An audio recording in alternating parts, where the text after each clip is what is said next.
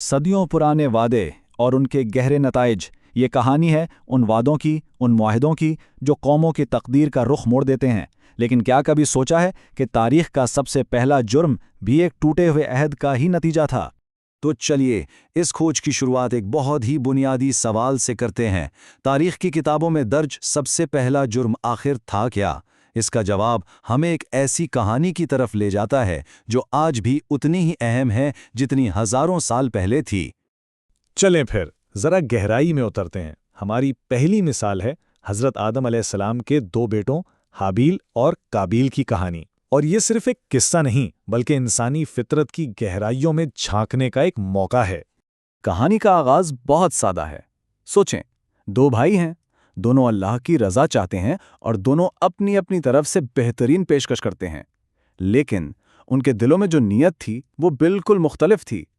اور یہیں پر ہمیں اس کہانی کی اصل جڑ نظر آتی ہے۔ ایک طرف حابیل جس کی قربانی خلوص دل سے تھی اور فوراً قبول ہوئی، دوسری طرف قابیل جس کی پیشکش میں حسد اور تکبر بھرا تھا اور ظاہر ہے وہ رد کر دی گئی۔ روحانی تعلق کی یہی ناکامی آگے چل کر ایک بڑی تباہی کا سبب بننے والی تھی۔ اور پھر وہ ہوا جو کبھی نہیں ہونا چاہیے تھا۔ حسد کی آگ نے قابیل کو اس قدر اندھا کر دیا کہ اس نے اپنے ہی بھائی کی جان لے لی۔ یہ انسانیت کا پہلا قتل تھا جس کی بنیاد رکھی گئی تھی ایک روحانی عہد شکنی پر۔ یہاں سے جو بنیادی سبق ملتا ہے وہ یہ ہے کہ حسد اور ناشکری کا جذبہ انسان کو کس طرح تباہی کی طرف دھکیل سکتا ہے۔ تو سوال یہ ہے کہ یہ عبرت ناک کہانی ہمیں کہاں سے معلوم ہوئی؟ دراصل اس کا تعلق قرآن کی ایک بہت ہی اہم سورت سے ہے، اور یہی سورت آج ہماری گفتگو کا مرکز ہے۔ سورۃ المائدہ، جس کا مطلب ہے دسترخوان۔ یہ قرآن کی 5ویں سورت ہے اور یہ اس وقت نازل ہوئی جب مدینہ میں ایک اسلامی ریاست بن چکی تھی۔ تو اب ضرورت تھی معاشرے کو چلانے کے لیے سماجی اور قانونی اصولوں کی۔ اسی لیے اس کا جو مرکزی خیال ہے نا، وہ ہے وعدوں اور معاہدوں کو پورا کرنا۔ اور یہ آیت یہ تو شاندار طریقے سے سورت کے اہمیت کو واضح کرتی ہے۔ یہ ایک تاریخی اعلان ہے، ایک فائنل سٹیمپ کہ دین اب مکمل ہو چکا ہے۔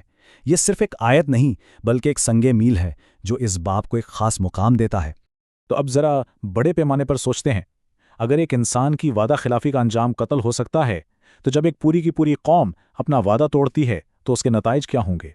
یہی سوال ہمیں سورۃ المائدہ میں بیان کیے گئے ایک اور بڑے تاریخی واقعے کی طرف لے جاتا ہے۔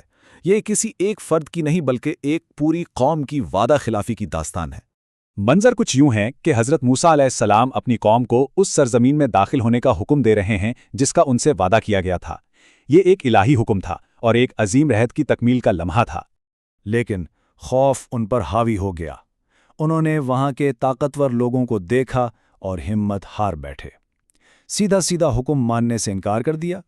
یہ بزدلی کی وجہ سے کی گئی ایک اجتماعی وعدہ خلافی تھی، اور سبق یہ ہے کہ جب ایک پوری قوم خوف کا شکار ہو کر اپنا عہد توڑتی ہے تو اس کے نتائج صرف اسی نسل تک محدود نہیں رہتے۔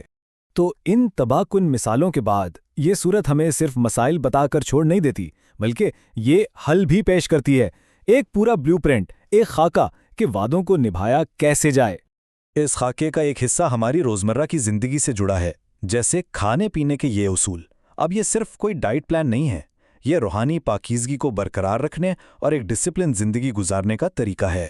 بالکل اسی طرح پاکیزگی کے اصول جیسے وضو، یہ جو وضو کے تفصیلی مراحل ہیں نا، یہ ہمیں سکھاتے ہیں کہ روحانی عہد کو قائم رکھنے کے لیے ظاہری اور باطنی صفائی کتنی اہم ہے۔ یہ سب نظم و ضبط کی عملی مثالیں ہیں۔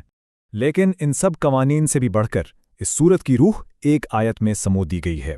کسی قوم کی دشمنی تمہیں اس بات پر آمادہ نہ کرے کہ تم انصاف چھوڑ دو، انصاف کرو کہ یہی تقویٰ کے زیادہ قریب ہے۔ مطلب مطلق انصاف، یہاں تک کہ اپنے دشمنوں کے ساتھ بھی۔ اپنے جذبات کو، اپنی دشمنی کو انصاف کے راستے میں کبھی نہ آنے دو۔ تو ان ساری کہانیوں، ان سارے احکامات کو جو چیز ایک دھاگے میں پروتی ہے نا، وہ ایک ہی بنیادی پیغام ہے: وعدے کا تقدس۔ آسان لفظوں میں یہ سورت ہمیں ایک دو طرفہ ذمہ داری کا احساس دلاتی ہے۔